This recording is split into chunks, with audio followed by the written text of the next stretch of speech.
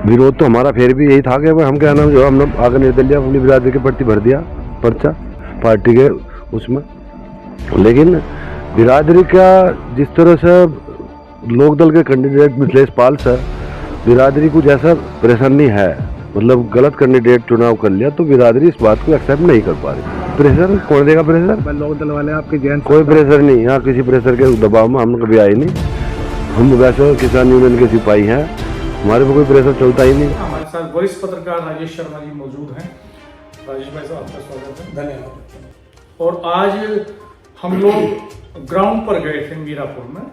हमने कई सारी ग्राउंड रिपोर्ट्स की हैं जो आपको देखने को मिलेंगी चैनल पे, आप देख सकते हैं। और एक काफ़ी बड़े इलाके में हमने विजिट किया है और अलग अलग कास्ट के बीच में, अलग अलग रिलीजन के बीच में और अलग अलग एज के लोगों के बीच में हमने इंटरेक्शन किया है। इस इंटरेक्शन के बाद बहुत चौंकाने वाली बातें कुछ सामने आ रही हैं जिन पर आज हम यहाँ चर्चा करने वाले हैं।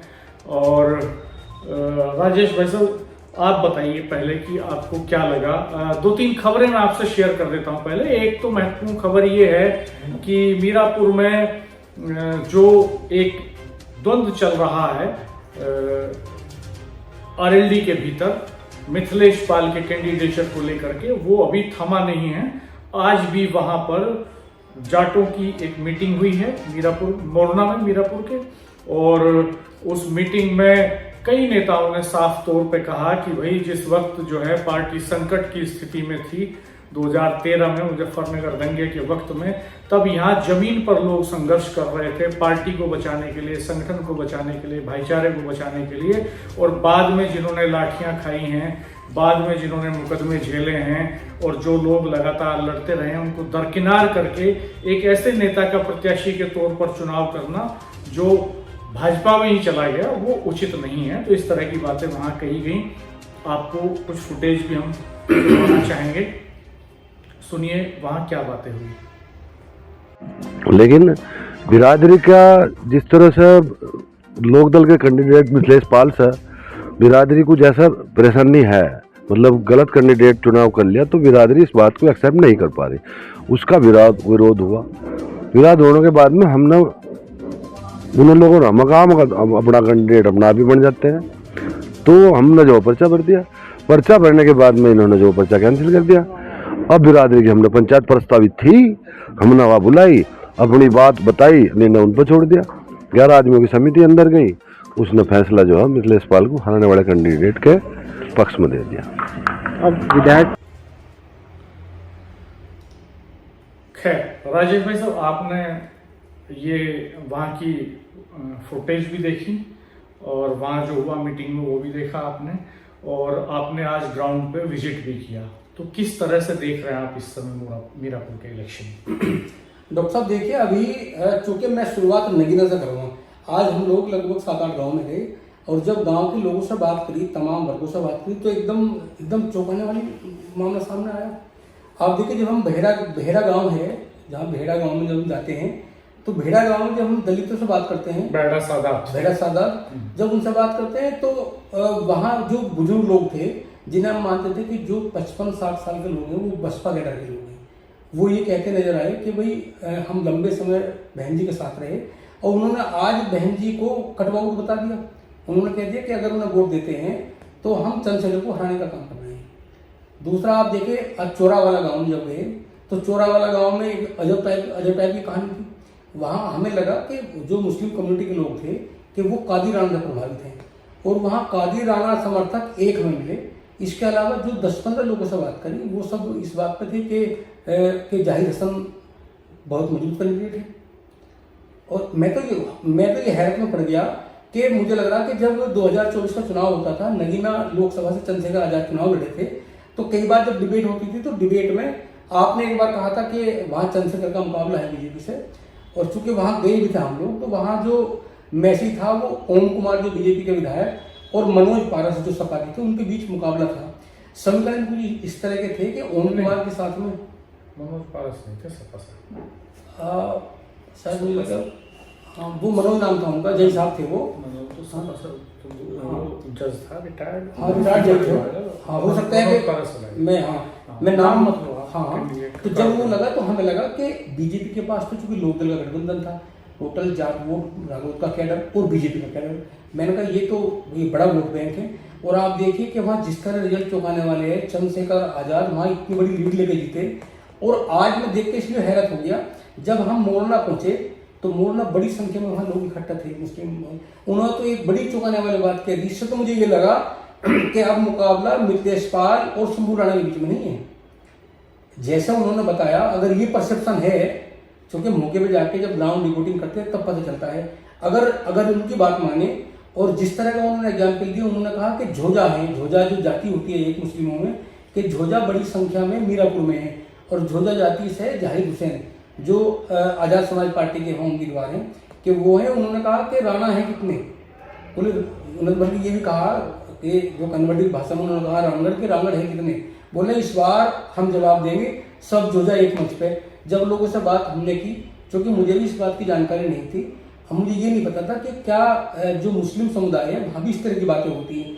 जिस तरह की बातें हम लगातार बीजेपी में सुन रहे हैं कि वहाँ कुछ गुर्जर संगठन नाराज हैं, वहाँ जाट, आज हमने देखा भी मोरना में जिस तरह जाटों की मीटिंग हुई और वो लोकदल के जयंत चौधरी के खिलाफ बहुत ज़्यादा आक्रामक थे, विरोध में बोले, इस तरह की बात वहाँ सामने निकल कर आई। मुस्लिम समुदाय के लोग कह रहे हैं कि झोजा जाति के हैं जाहिद हुसैन और इस बार हम इन्हें वोट देंगे।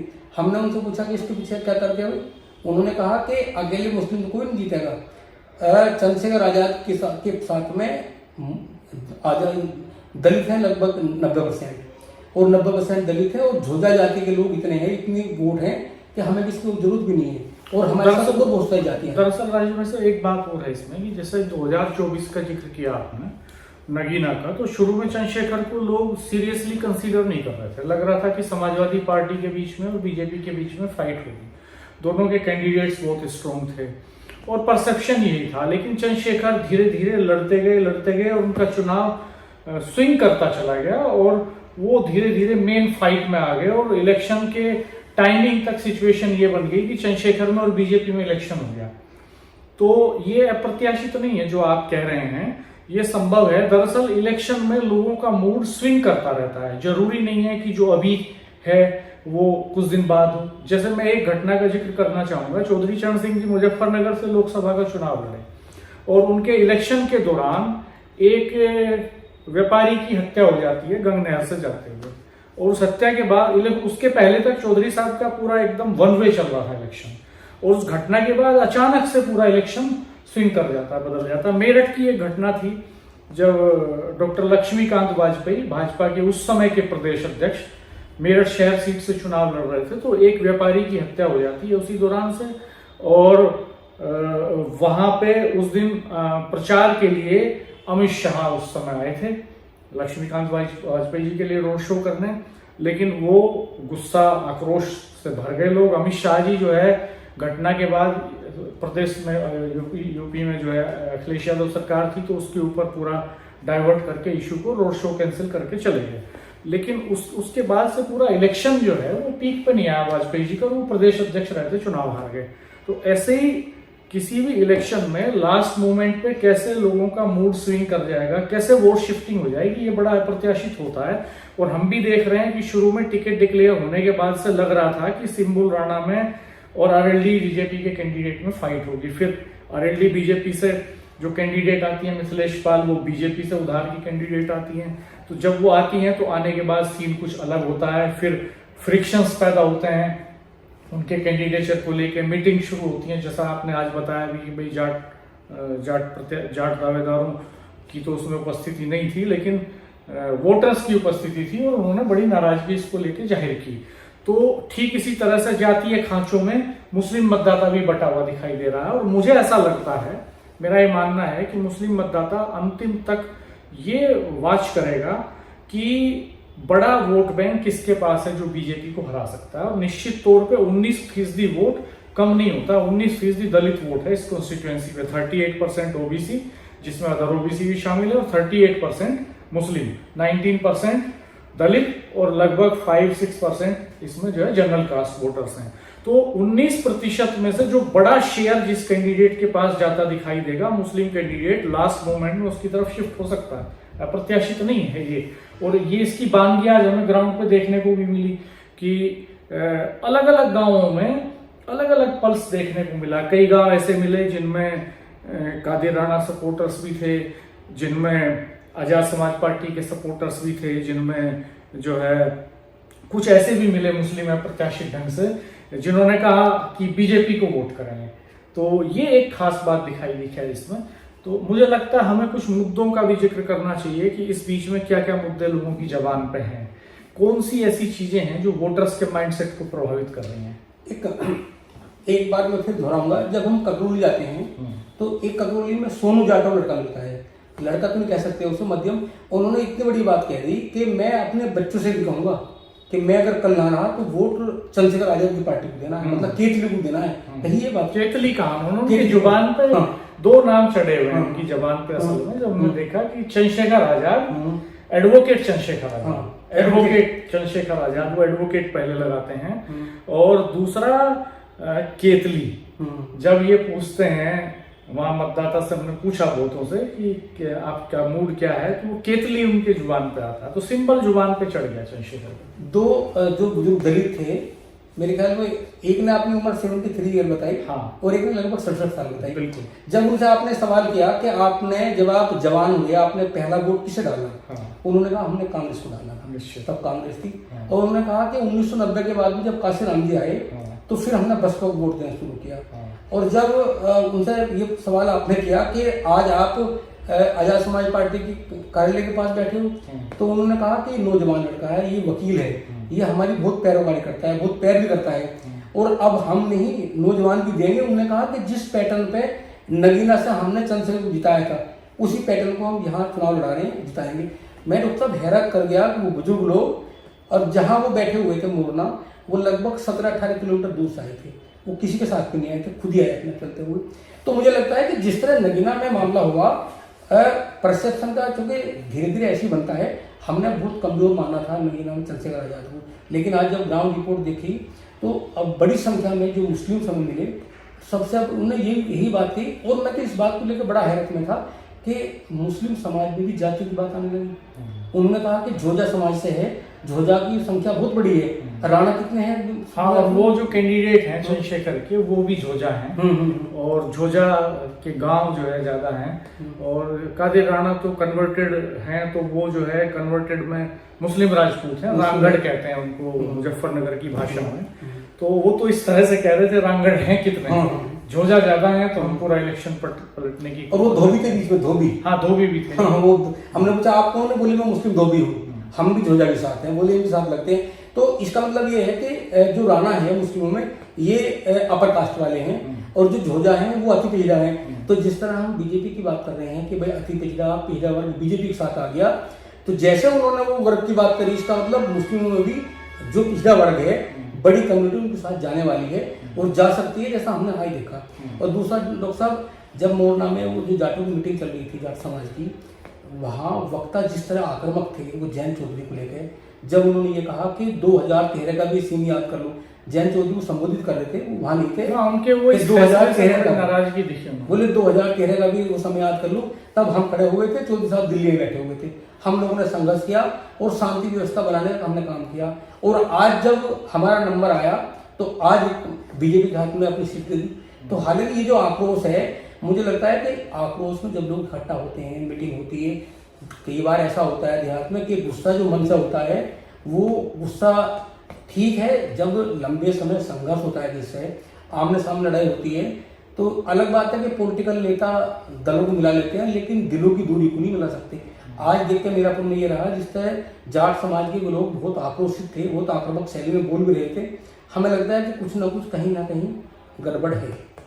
चलिए खैर, ये तो देखते हैं कि किस करवट मुख बैठेगा, वोट शिफ्टिंग किस तरफ होती है, दलित किस तरफ कंसोलिडेट होते हैं, चंद्रशेखर कितना बड़ा हिस्सा ले जाते हैं, और दलितों का कंसोलिडेशन अगर चंद्रशेखर की तरफ ज्यादा होता है तो क्या इससे मुस्लिम मत प्रभावित होंगे, और कादिर राणा की बहू के बजाय, समाजवादी पार्टी की कैंडिडेट के बजाय वोट शिफ्टिंग नगीना के पैटर्न पे आजाद समाज पार्टी की तरफ हो जाएगी तो इसका लिटमस टेस्ट होना बाकी है। अभी हम नजर बनाए रखेंगे बारीकी से, क्योंकि हर दिन वोटर का मूड स्विंग होगा, हर पल स्विंग होगा। हमारी कोशिश रहेगी कि रियल पल्स आप तक पहुंचे। कई और खास बातें हैं जिनका आपको जोड़ना चाह रहे हैं। मैं ये कह रहा था कि जैसे लगातार हम लोग इस चुनाव में हमें ये कभी महसूस नहीं होगा कि उस कम्युनिटी में इस तरह की बात होगी, पर जैसा हमने ये बात सुनी इसी तरह का माहौल नगीना में था। और अगर यही माहौल रहा तो राणा जी मुझे लग रहा है कि मुकाबला शंभू राणा से नहीं, मुकाबला मिथिलेश पाल और जाहिर सनम हो सकता है। आप देख रहे हैं सोशल इंडिया टाइम्स लाइव। मैं हूं आपका दोस्त शाह आलम। कई बार देखा गया है कि बड़े न्यूज़ चैनल ग्राउंड पर जाते नहीं हैं और अपने स्टूडियो से ही वो खबर कर देते हैं कि टक्कर इसमें है और उसमें है। ऐसा ही देखा गया था नगीना लोकसभा सीट पर। अधिकतर न्यूज़ चैनल दिखा रहे थे कि चंद्रशेखर आजाद तो कहीं लड़ाई में भी नहीं है। ग्राउंड पर घूमकर आए ये दोनों वरिष्ठ पत्रकार तो यही बता रहे हैं कि टक्कर आजाद समाज पार्टी के जाहिद हुसैन और एनडीए की मिथिलेश पाल में ही नजर आ रही है। तो इसका मतलब समाजवादी पार्टी की सुंबुल राणा तीसरे नंबर की लड़ाई लड़ रही हैं। अब उत्तर प्रदेश के मुजफ्फरनगर जिले की मीरापुर विधानसभा सीट पर वोट किस करवट बैठता है ये तो चुनाव के बाद रिजल्ट आने पर ही सही पता लगेगा। तो आपको हमारी ये खबर, ये रिपोर्ट कैसी लगी? कृपया कमेंट बॉक्स में जाकर कमेंट ज़रूर करें, अपनी राय हमें ज़रूर दें। ये वीडियो आपको पसंद आया हो तो वीडियो को लाइक कर दें, ज़्यादा शेयर कर दें। और अगर आपने सोशल इंडिया टाइम्स लाइव को अभी भी सब्सक्राइब नहीं किया है तो कृपया भी सब्सक्राइब कर लें, ताकि आगे आने वाली तमाम खबरों की वीडियो हो सके आपको तुरंत प्राप्त। तो अब अपने दोस्त शाह आलम को दीजिए इजाज़त। मिलते हैं और किसी बड़ी खबर के साथ। जय भारत, जय हिंद, सत्यमेव जयते।